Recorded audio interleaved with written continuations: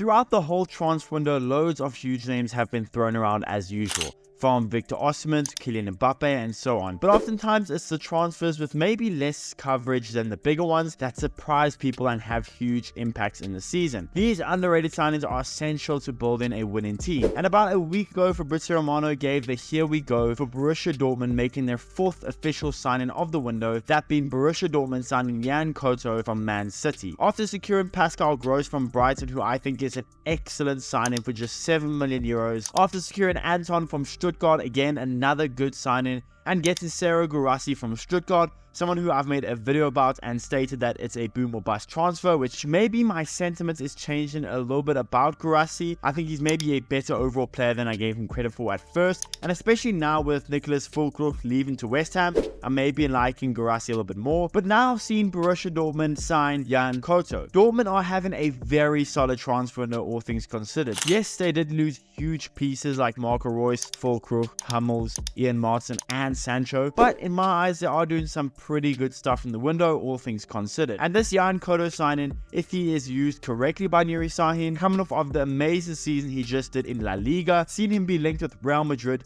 if Couto is put in the right system, well then this transfer for just 25 million euros could pay off so much for Borussia Dortmund and Yan Couto. But why do I think this is such a good fit? Why is this an underrated transfer in my opinion? And just what makes Yan Couto so exciting for Dortmund? Well, that's what we'll be talking about today. So what's going on, everyone? You are listening to Back of the Net here. I hope you're all doing well. Please be sure to like the video, subscribe if you haven't already, and let's get into it. At the age of 10 years old, Yan Couto joined Coritiba's youth academy in 2012. He was quickly seen as one of the best players in the whole academy and was already being scouted and linked with the likes of Barcelona at the age of just 16 years old. He finally got promoted in 2020 to the senior team, and at the age of 18 years old, he would eventually make his first team debut for the senior squad on the 21st of February off the bench in a 2-0 home win for Coritiba. And just a week later, Yan Couto, after being heavily linked to Barcelona, Couto would sign a 5-year deal with Manchester City. That would see him join the club on the 1st of July 2020, seeing Man City fork out £5 million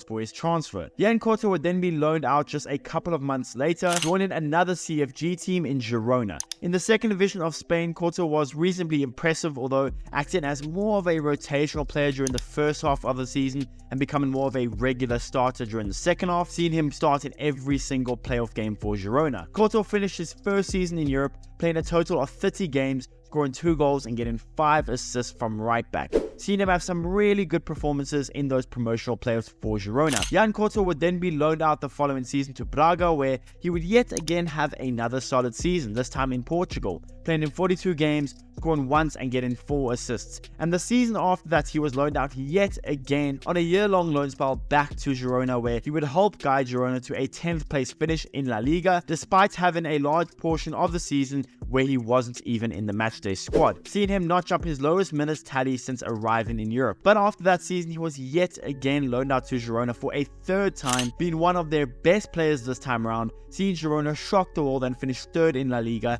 ahead of Atletico Madrid, seeing Couto having his first season with more than 2,000 minutes for the team. Last season, Couto was easily one of Girona's best players in a really good Girona team, finishing the season playing 39 games for the club, scoring 2 goals and getting 10 assists from right back.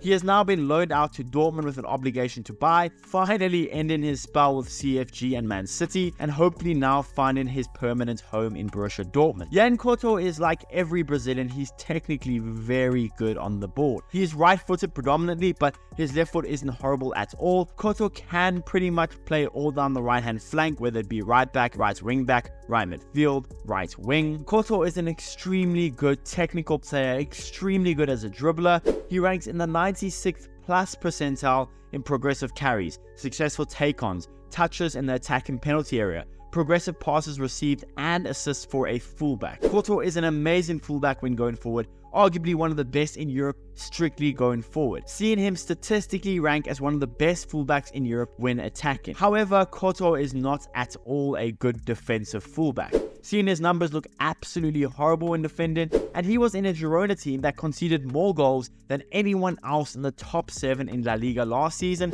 and whenever Girona wanted to defend or start the game with more of a defensive approach, while Couto would find his way on the bench. Even Eric Garcia, a centre-back, being preferred at right-back over Yan Couto. Couto is not at all suited for a team that wants to be a solid defensive team. Yan Couto is miles off the defensive ability that someone like Ian Martin had last season for Dortmund, which is admittedly a huge downside to this type of transfer. In my eyes, Couto's best position is as a wing-back. Couto started 24 out of the 38 games last season for Girona in the league, seeing him start most of those games as a wingback, and most of the games when he was on the bench because a back four was preferred for Girona, seeing Eric Garcia fill in at right back. Now, based off watching my tactical analysis of Nuri Sahin as a manager, Nuri Sahin's main preferred formation to send his team out in is a 4-2-3-1, which, like we saw at Girona, does not suit Couto at all. Couto is not a good defensive right back. But saying that, Nuri Sahin, when his team is on the ball, when they build up, they are in a back three, seeing both centre-backs and a defensive midfielder form that back three, allowing both fullbacks to either push up to create somewhat of an overload, or allow one of those fullbacks or both those fullbacks to step into midfield if needed. And this is where I believe Couto will thrive in his new role at Dortmund. His movements is absolutely excellent. On the ball, he is superb, and he has an excellent cross on him. So on the ball, Couto will thrive under Nuri Sahin and his system. I just worry about the defensive end of the ball for Yan Couto. Now, in my eyes, Ryerson is a better defensive fullback than Couto, but in my eyes, Ryerson is still not a world-class defensive fullback. And I suppose Ryerson could start with Couto as both fullbacks. Ryerson can play at left back if needed, being that Dortmund have Rami and Roth there, but neither of them are really standout players. So you could see a world where Couto starts at right back, Ryerson starts at left back, and Ryerson being maybe defensively better than Couto might even it out. But I still don't think Ryerson is quite good enough on the left-hand side,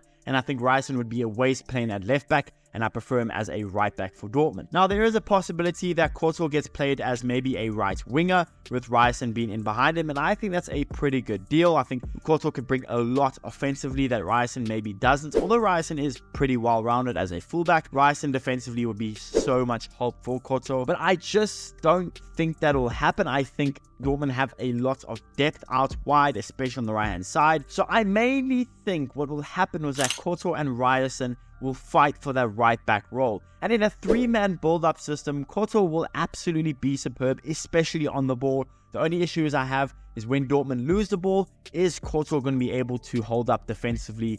I'm not so sure. But again, in the three-man build-up system, Couto will absolutely be superb with a lot of freedom to push up and show his quality. Again, I just worry about Couto on the defensive end of the ball for Dortmund. But there is a huge promise here for Couto joining Dortmund. He could very well end up being one of Dortmund's best players, especially going forward. And I can see why Sahin and Dortmund wanted the 22-year-old so badly from Man City. I'm very excited to see how Couto's performances in Germany pan out, and he could, if used correctly, could end up being one of the most underrated signings in this transfer window.